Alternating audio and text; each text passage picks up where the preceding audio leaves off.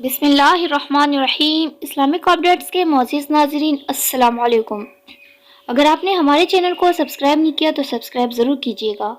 درود شریف کی برکات۔ ایک کاتب کے بخشش کا واقعہ۔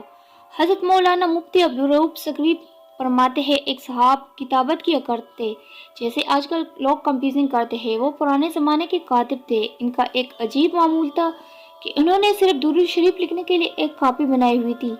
وہ روزانہ جب صبح سویرے کتابت کرنے کے لیے بیٹھتے تو کتابت کرنے سے پہلے اس کاپی میں اپنی کتابت کی روشنی میں ایک بہت ہی خوبصورت درود شریف لکھتے تھے۔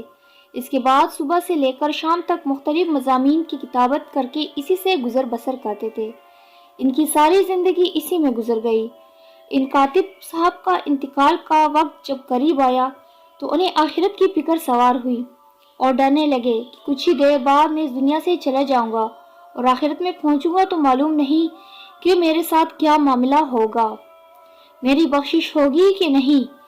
اسی دوران ایک مجذوب ان کے گھر کے پاس سے گزرے اور اس نے کہا، ارے تو آخرت سے کیوں گھبراتا ہے؟ تیری درود شریف کی کاپی اللہ تعالیٰ کے بارگاہ میں اور جناب رسول اللہ صلی اللہ علیہ وسلم کی خدمت میں پیش کی گئی ہے